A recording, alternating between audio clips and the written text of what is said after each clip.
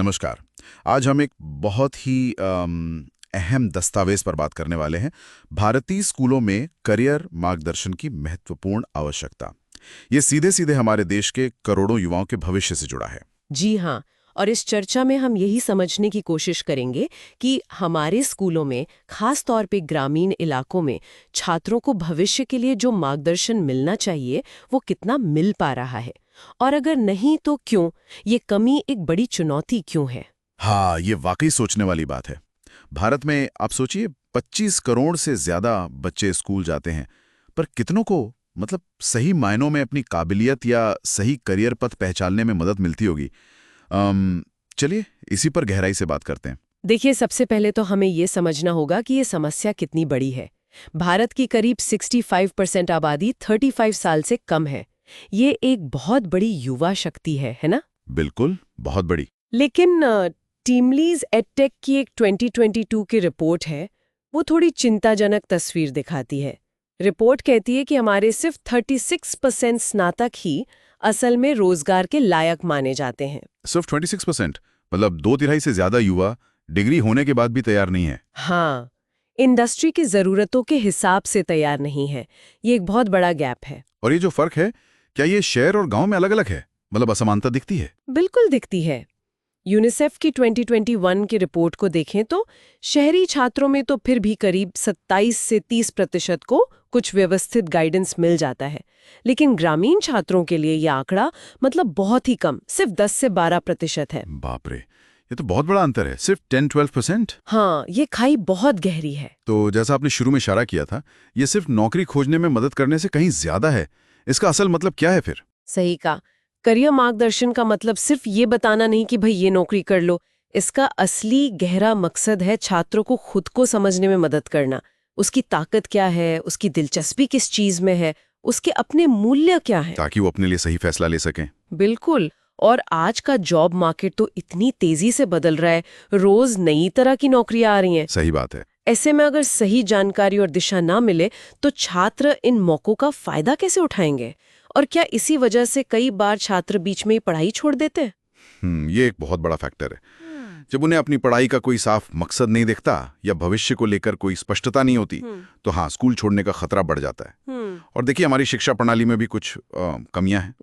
जैसे कि पाठ्यक्रम ज्यादातर किताबी है। जो जरूरी स्किल्स हैं आजकल, सॉफ्ट स्किल्स बातचीत का हुनर, प्रॉब्लम सॉल्विंग या फिर डिजिटल साक्षरता, इन पर उतना जोर नहीं है। हाँ, ये बात तो है। और करियर के जो विकल्प हैं उनके बारे में जागरूकता की भी कमी है।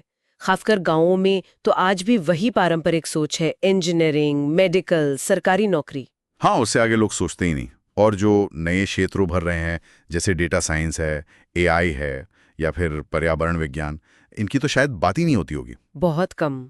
और फिर शिक्षकों की बात करें, उन पर पहले ही इतना बोझ है और उनके पास अक्सर करियर गाइडेंस देने के लिए ना तो खास ट्रेनिंग होती है, ना समय। स्कूलों में ट्रेंड काउंसलर तो है ही नहीं लगभग। ऊपर से वो सामाजिक और पारिवारिक दबाव अलग। हाँ, बिल्कुल। जहाँ बच्चे अपनी रुचि से ज्यादा परिवार क्या चाहता है उस हिसाब से फैसला लेते हैं। और ग्रामीण भारत की अपनी चुनौतियां तो होंगी ही। इंटरनेट, जानकारी तक पहुंच। निश्चित रूप से डिजिटल डिवाइड एक बड़ी सच्चाई है। ऑनलाइन मदद या संसाधन उन तक पहुंच ही नहीं पाते। फिर भाषा की दिक्कत भी है। अच्छे संसाधन अक्सर उनकी भाषा में नहीं होते। और जैसा हमने कहा, जब पढ़ाई का मकसद साफ ना हो तो ड्रॉप आउट रेट बढ़ जाता है।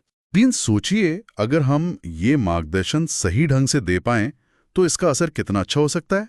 असर बहुत ही सकारात्मक हो सकता है। छात्रों की एम्प्लॉयबिलिटी बढ़ेगी, उनमें स्किल्स आएंगे, स्कूल ड्रॉप आउट कम होंगे। गांव के युवाओं को सही दिशा मिलेगी तो वो गरीबी के चक्र से भी निकल सकते हैं। ये देश के संतुलित विकास के लिए भी जरूरी है। जैसे हम टैलेंट को उन सेक्टर्स में भेज सकते हैं जहां भविष्य में डिमांड होगी। बिल्कुल। जैसे ग्रीन एनर्जी है, एआई है, हेल्थ केयर है। इन जरूरी और नए क्षेत्रों के लिए हम एक स्किल्ड वर्कफोर्स तैयार कर सकते हैं। तो फिर आगे का रास्ता क्या दिखता है? इस दस्तावेज में कुछ समाधान भी सुझाए गए होंगे। हाँ, इसमें कई बातें हैं। जैसे कि जो हमारी नई राष्ट्रीय शिक्षा नीति 2020 है, वो खुद करियर मार्गदर्शन को स्कूल करिकुलम का हिस्सा बनाने पर जोर देती है। ये बहुत जरूरी है। अच्छा। इसके साथ ही टीचर्स की ट्रेनिंग और स्कूलों में, खासकर सरकारी स्कूलों में, क्वालिफाइड काउंसलर्स की नियुक्ति, ये कदम उठाने ही होंगे। और क्या इसमें मतलब प्राइवेट सेक्टर या एनजीओज की भी कोई भूमिका हो सकती है? बिल्कुल हो सकती है। CSR फंड्स का इस्तेमाल किया जा सकता है। NGO जमीनी स्तर पर जागरूकता और गाइडेंस प्रोग्राम चला सकते हैं, खासकर ग्रामीण इलाकों में। और हमें ऐसे संसाधन बनाने होंगे जो स्थानीय भाषा में हो, वहाँ के बच्चों के लिए रेलेवेंट हो। टेक्नोलॉजी का भी इस्तेमाल हो सकता है? हाँ, टेक्नोलॉजी बहुत मददगार हो सकती है। वर्चुअल काउंसलिंग है, स्किल मैपिंग के लिए टूल्स हैं। इनसे दूर दराज के छात्रों तक भी पहुंचाया जा सकता है। तो ये साफ है कि करियर मार्गदर्शन अब कोई ऑप्शनल चीज नहीं है। ये भविष्य के भारत के लिए एक बुनियादी जरूरत है। एक तरह से कहें तो ये देश का सबसे जरूरी रणनीतिक निवेश हो सकता है। बिल्कुल सही कहा।